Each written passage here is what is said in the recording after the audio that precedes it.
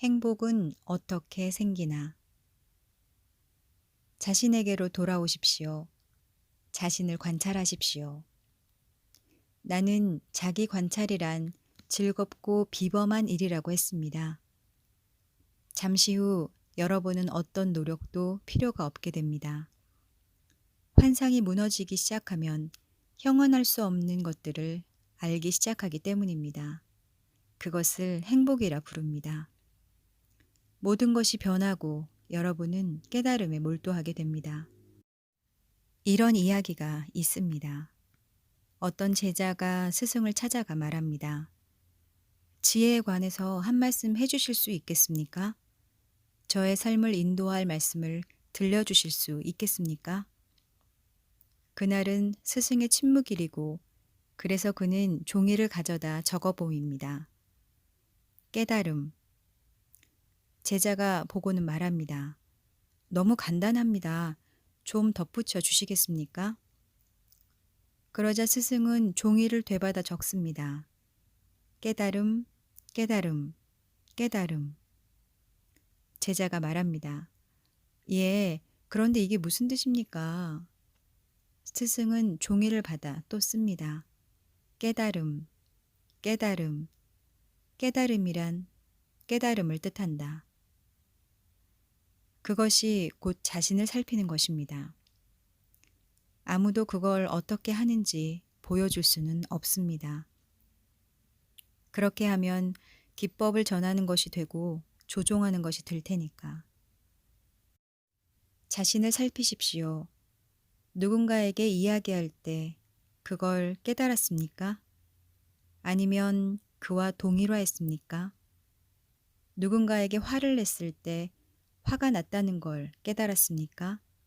아니면 단지 그 분노와 동일화했습니까?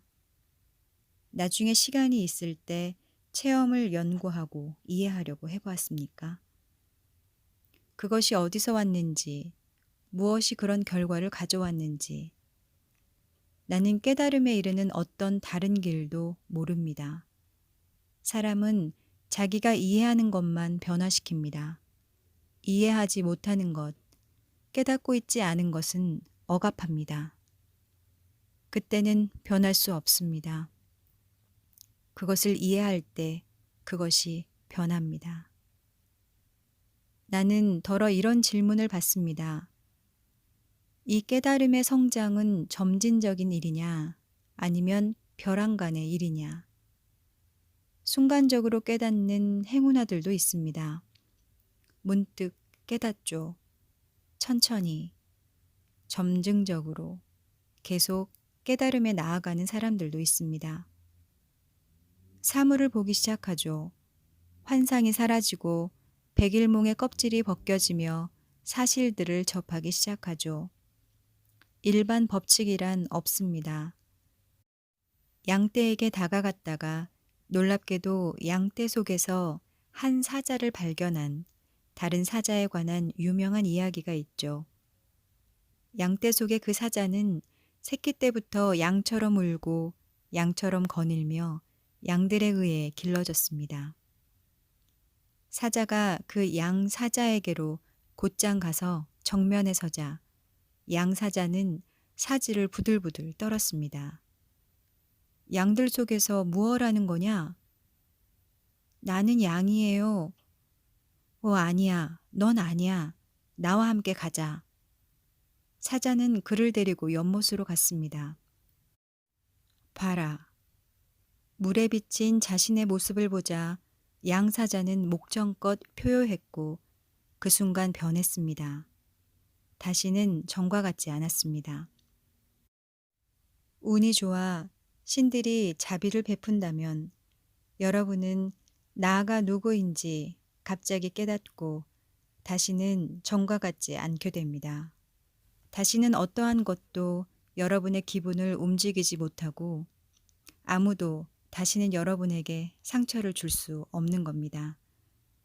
아무도 아무것도 두려워하지 않는 겁니다. 왕처럼 여왕처럼 살게 되죠. 그야말로 왕과 같은 존엄을 지니고 살죠. 신문에 사진이나 실리고 많은 돈을 버는 것처럼 시시한 일이 아닙니다. 자기가 아무도 아니라는 것에 완전히 만족하기 때문에 아무도 두려워하지 않아요. 성공이나 실패에 마음 졸이지 않아요. 그런 따위는 아무것도 아니죠. 바보짓을 해서 웃음거리가 되어도 역시 아무것도 아니죠. 어떤 사람들은 이 목표에 힘들게 여러 달이나 여러 주간 자기 인식을 통해 단계적으로 도달합니다. 그러나 약속하죠. 깨달음을 위해 여러 주간 시간을 투자하고도 차이를 느끼지 않는 사람은 단 한 사람도 보지 못했다는 겁니다.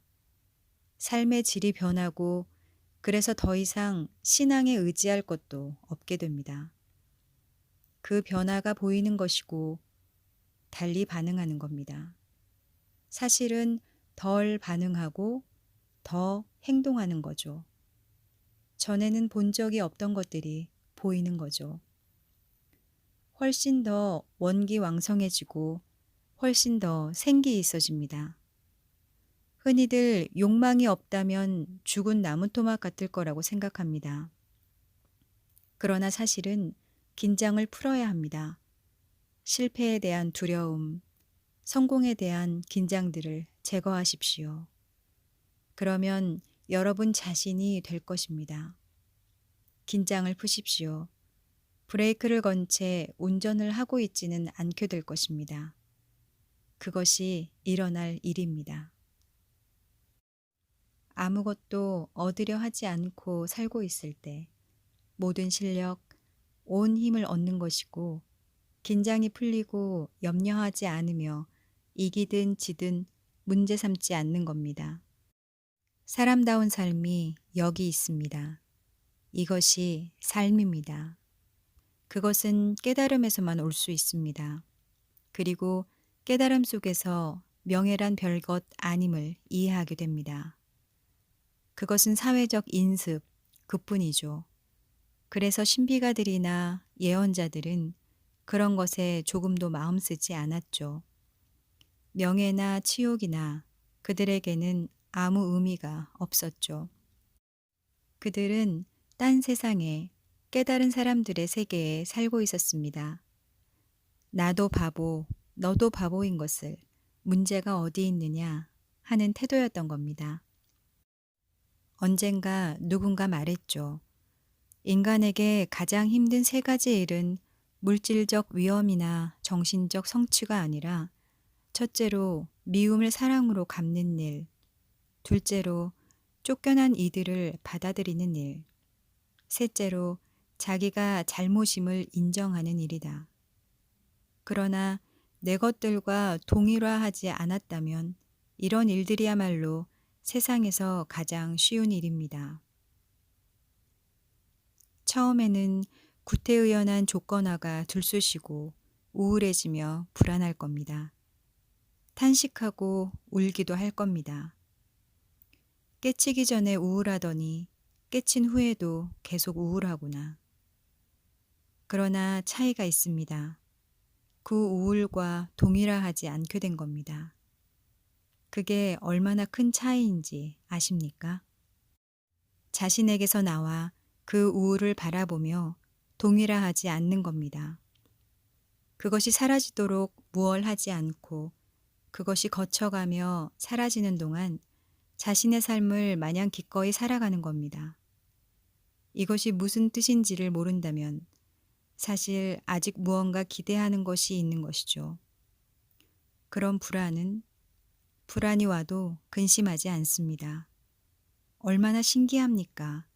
불안하나 근심하지 않는 겁니다. 구름이 몰려오도록 기꺼이 내버려 두는 겁니다. 싸울수록 그것에 더 힘을 부여할 테니까. 기꺼이 마치 그것이 그냥 지나치는 것인 양 관찰하는 겁니다.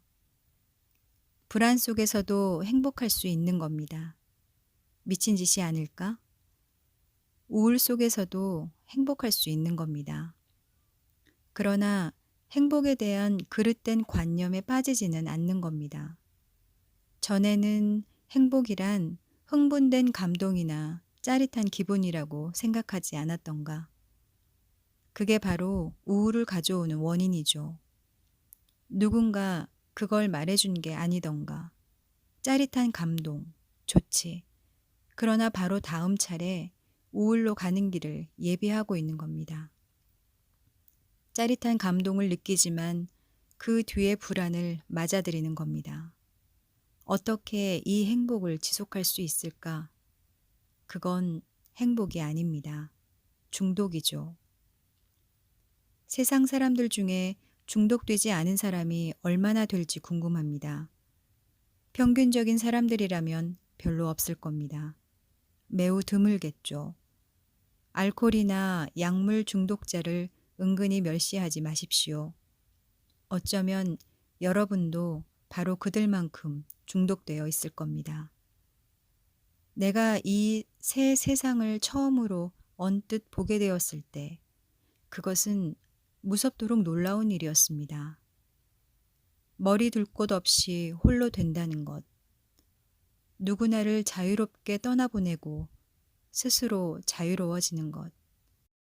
아무도 편애하지 않고 누구나를 사랑한다는 게 무엇을 뜻하는지를 이해한 겁니다.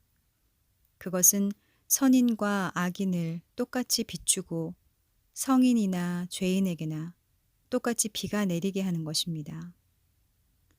전등이 이 방의 착한 사람들에게는 빛을 비추겠지만 나쁜 놈들에게는 안 그러겠다고 말할 수 있어요. 혹은 나무가 내 아래에서 쉬는 착한 사람들에게는 그늘을 주겠지만 나쁜 놈들에게는 안 그러겠다고 말할 수 있어요. 이런 것이 사랑의 모습입니다. 그런 사랑은 우리의 얼굴을 빤히 쳐다보면서 처음부터 쭉 성서 안에 자리 잡고 있었습니다. 그런데도 우리가 거기에 시선을 준 적이 없는 것은 우리 문화가 연가와 연시들을 통해 사랑이라고 부르는 것에 깊이 빠져 있었기 때문입니다. 그건 사랑이 아닙니다. 사랑과 반대됩니다. 욕망이고 통제이며 소유이죠.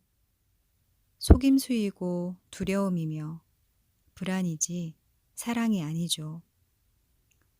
행복이란 부드러운 낯빛, 휴일의 휴양지라나요? 그런 것들이 행복은 아니건만 우리는 행복을 우리 안팎의 다른 것들에 메어놓는 교묘한 방법들을 가졌습니다. 나는 내 노이로제가 끝날 때까지는 행복해지기를 거부한다고요? 내가 기쁜 소식을 전해드리죠. 여러분은 바로 지금 행복해질 수 있습니다. 노이로제를 지닌 채로. 더 기쁜 소식을 원합니까? 인도에서 아난드라고 부르는 것을 체험하지 못하는 데는 오로지 한 가지 이유가 있습니다. 지금 이 순간 행복을, 지복을 체험하지 못하는 데는 단 한 가지 이유가 있어요. 갖지 않은 것에 대한 생각 또는 집착이 그겁니다. 그렇지 않다면 여러분은 지복을 체험하고 있을 겁니다. 여러분은 갖지 않은 것에 대해 연연해하고 있습니다. 그러나 바로 지금 여러분은 지복에 드는 데 필요한 모든 것을 가지고 있는 겁니다. 예수께서는 문외한들, 굶주리는 이들, 가난한 이들에게 일상적인 지혜를 들려주고 계셨습니다. 복된 소식을 말씀하고 계셨습니다. 그러나 아무도 흥미가 없죠. 차라리 잠들어 있고 싶어 합니다.